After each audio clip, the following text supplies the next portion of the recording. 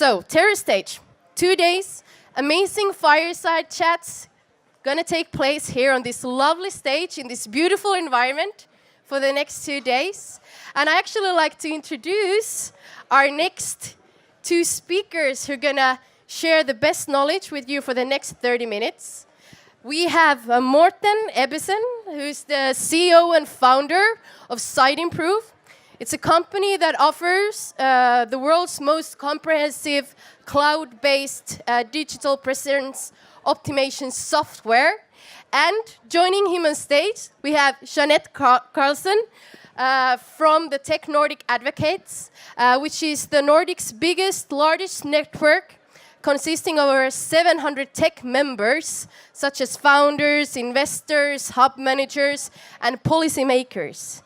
So I'm not going to take the stage anymore. I'm going to give it over to Morten and Jeanette, who are going to keep up the conversation for the next 30 minutes.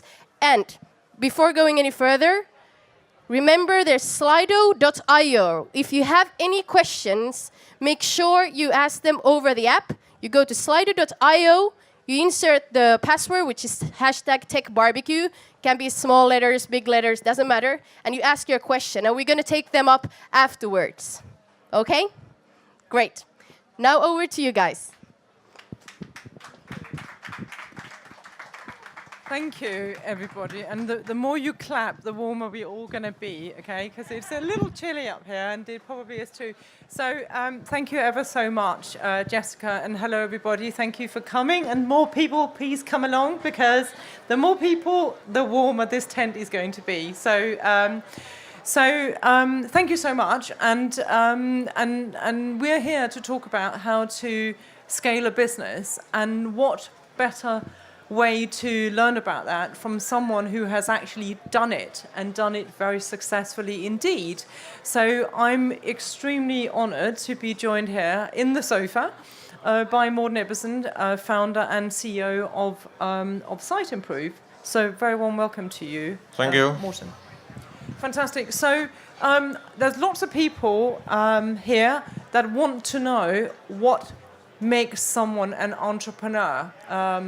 Lots of people are sitting here wanting to try and do what you have done, and they might think they don't have what you have, or having listened to you in half an hour, they might decide that they do have what you have.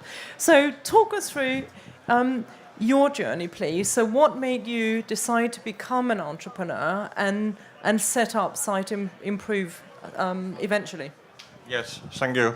So it actually started way before Siteimprove was born in 2003. It started when I was 19 years old at the university in Aarhus. I wanted, even before I started, the week before I started at the university, I set up my first business selling pocket calculators. And why did I do that? I mean, I had it in me. My father was running an engineering business, and I guess I had the self-belief you need to be an entrepreneur to tell yourself this is going to be. But I also have a lot of naivety. This is probably also something that's good for an entrepreneur, to not have it thought all through. But anyway, then I had a lot of years where I was an entrepreneur in different positions, as consultants, etc. before I started Siteimprove in 2003. Okay. Fantastic. So take us through Siteimprove's journey, if you will, literally from the word go. Walk us through the design, the development of your product. How long that took, lessons learned. What do you think you did well? What do you think you should perhaps have done slightly differently? Looking back, hindsight is a fantastic thing. If only I had known then what I know now, I would have done something different. So that kind of process. And also kind of take us up through to how you then landed your first customer. Yes.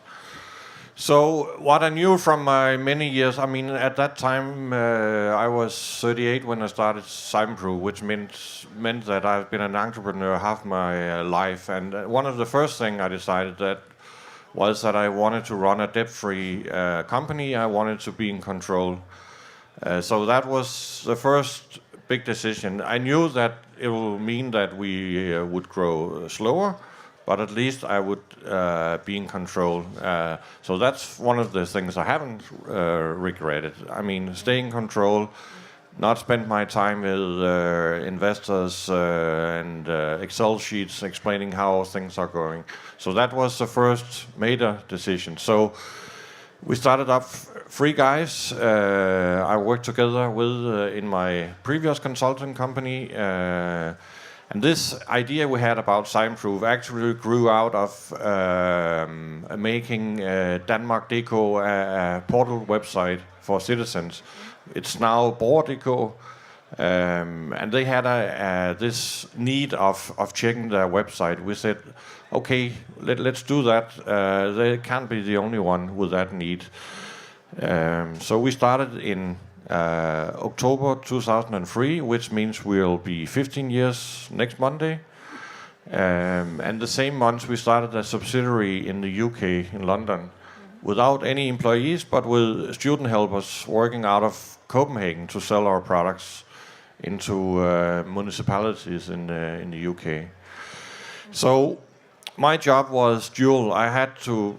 I'm a product guy, so and technical guy as well. So my job was to meet customers, hear about their needs, and then turn that into products. And the turnaround for that at that stage was, if it was a big project, a week.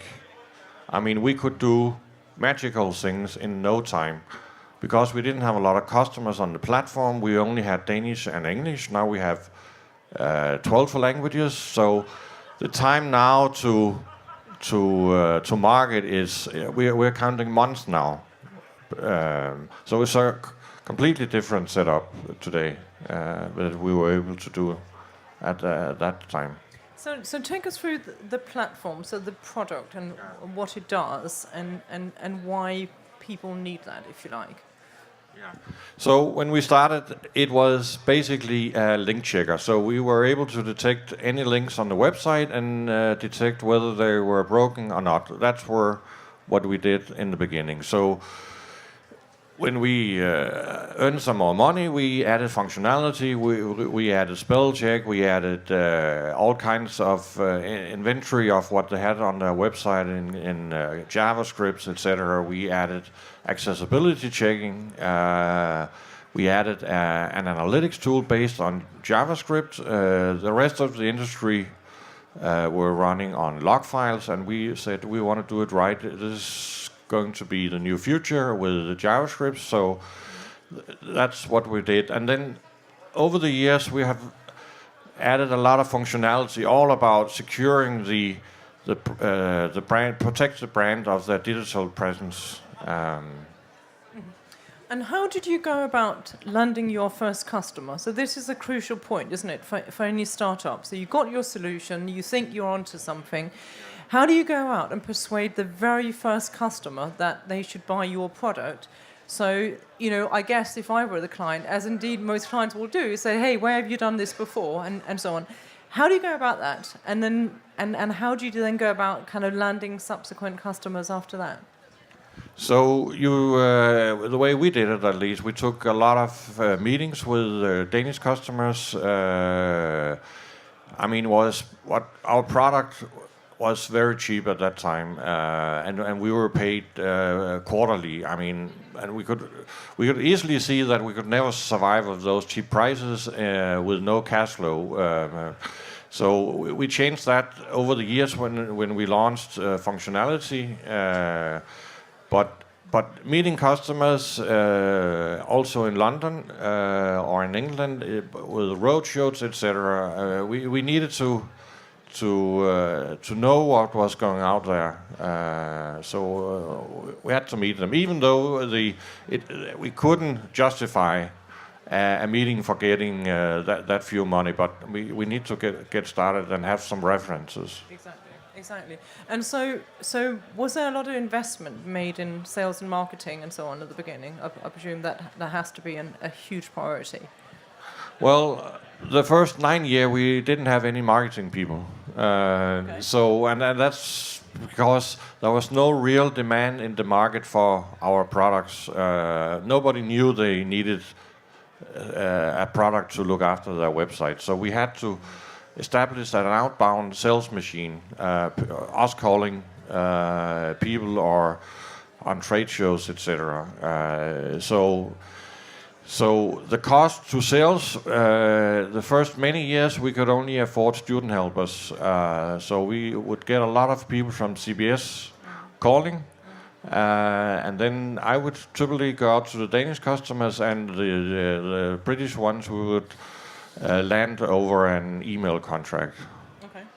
And so your first customers, so in Denmark and in the UK, at what point and where in your journey do you decide to then expand beyond that? So you're in 14 countries now, so and a global business. So take us through that expansion and again focusing on what do you think you did well on that journey beyond Denmark and the UK, and what do you think you should have done differently? Yeah.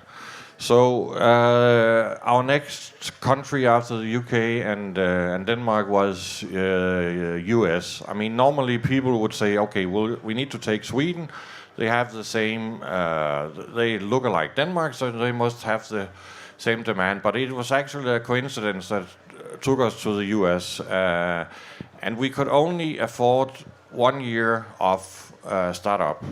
So we sent this Danish guy to Minneapolis, where he was going to live anyway, and he hired some local people selling our tool, and it was just, and that was in 2008, and there was this crisis coming. That's about 5 years in, right? That's 5 years in.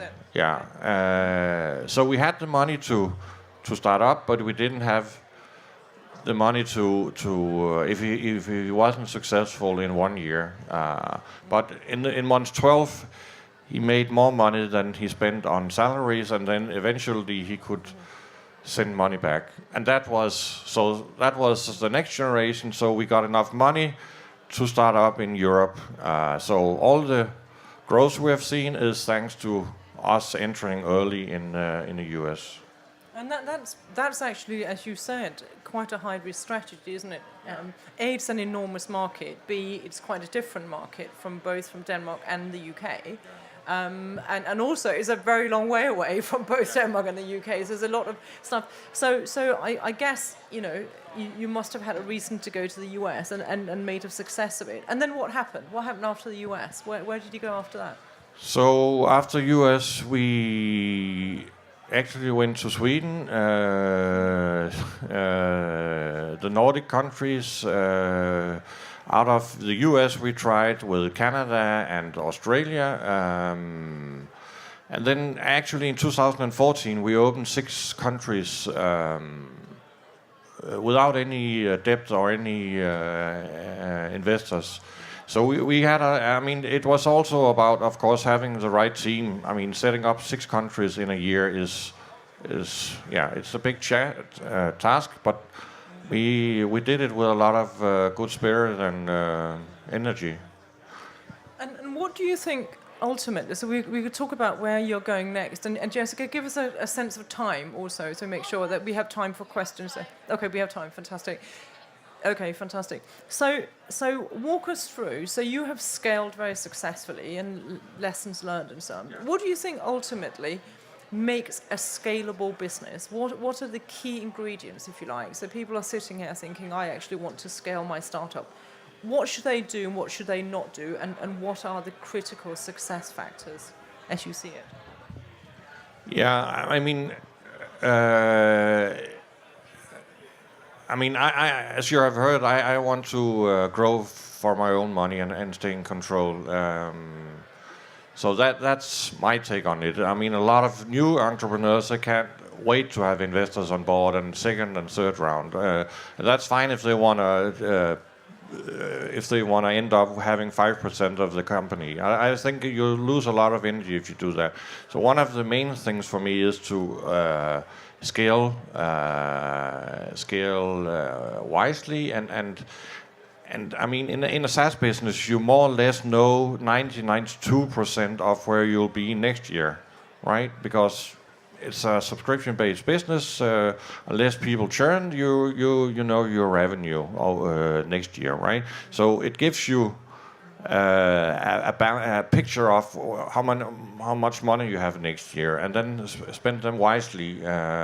You might think you want to go into France, but what if the market opportunities in the US are that much bigger? I mean, we have 540 people now. We don't need 540 people to run the current business, but we need 540 people to be 40% bigger next October.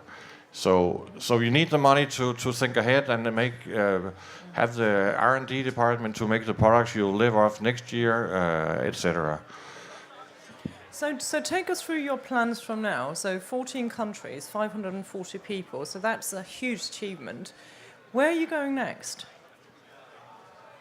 So if you will share that with us, it might be a secret, obviously, but tell us what you are prepared to share.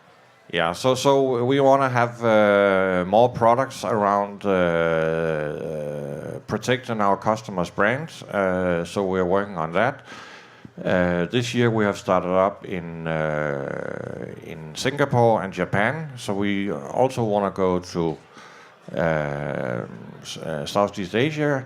We also want to go. So we have no customers in Africa. We have no customers in. So we want to do that as well, but we want to do it with partners. Have partners sell our product rather than us establishing us there. So we have a Spanish team that can take care of that, and then we'll see how we'll go with partners from here.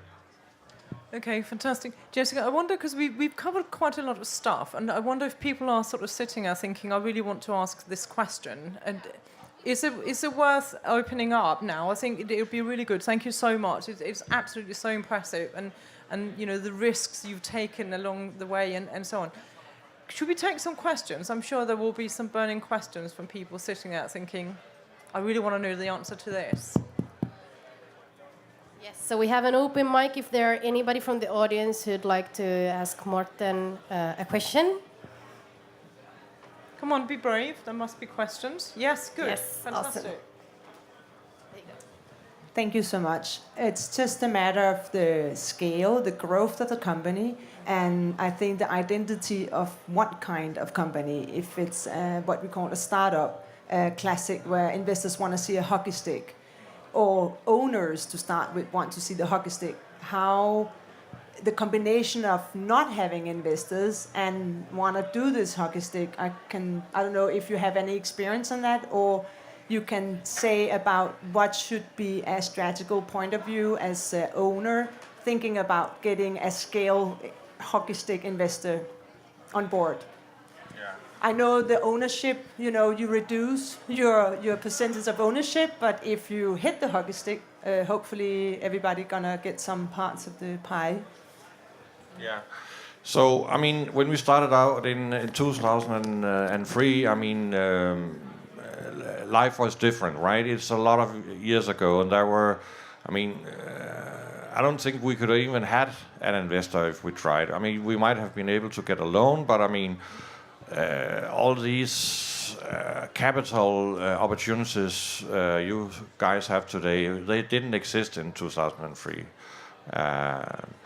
But I could see that if we wanted to have investors, I need to spend a lot of time talking with them, which could have been a benefit for sure on a strategic level. But also, I'm not actually, I want to be with customers, I want to be with the product. So it was an easy decision to do this. I'm not sure you can do it today. Just grow very slowly because there's a lot of competition now from the US. But I think at least you need to be realistic and to be honest. I mean, if I were to start Siteimprove as a 30-year-old guy without my 19 years of experience. I don't think we would be here today. So I mean, it also takes some failures, actually a lot of failures to get where you are. But so your first or second startup might be a nightmare, but maybe you'll be lucky the third time. So you're running a startup. That's the first one, and it's definitely not going to fail. Any more questions? I actually have a question because you tap on the word failure because we're always talking about the great successes and we've gone through. But back then, what would you say was one of the biggest failures you as a team did when you scaled the company? I mean, I don't think it's something you do anything about, but the wrong people on the is really hurting you, and you think you have the right person. It's so difficult finding the right people. You think you're a good interviewer because you have met a lot of people through interviews, and then when you see them working around with your colleagues or how they approach customers, how they approach each other, I mean, you just get disappointed. So we've been able to, I mean, out of the 5 first people we hired, they are all with us today. So that's also good for the culture in the company, that I'm not the only bearer of our culture. But getting the wrong people on board, be thorough, and if your stomach says don't do it, trust your stomach. Yeah. Thank you. Fantastic. Do we have any other questions from the audience? No? Do you guys want to wrap it up, or? No, absolutely. So I think, I mean, it's a remarkable journey, and you have done so well. Tell me, as an entrepreneur, because it's quite a lonely game, isn't it, really? So, and particularly as you were talking about how you wanted to stay in control and perhaps not be surrounded by a board and investors and so on. What would be the one piece of advice you'd give to would-be entrepreneurs or even people who are sitting here now that may be running a startup that they are looking to scale? What's the one thing you think they should go and do, and the one thing that they should definitely not go and do? Yeah.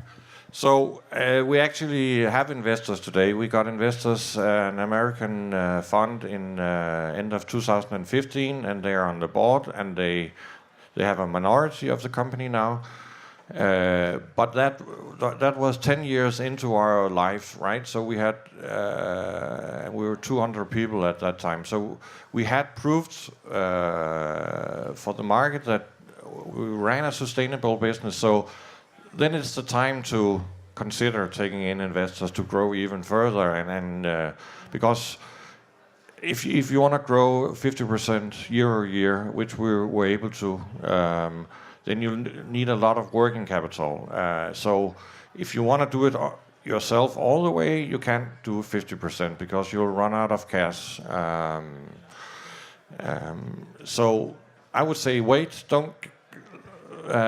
Based on my own story, wait until it's absolutely necessary, and then maybe take some years on chili con carne instead.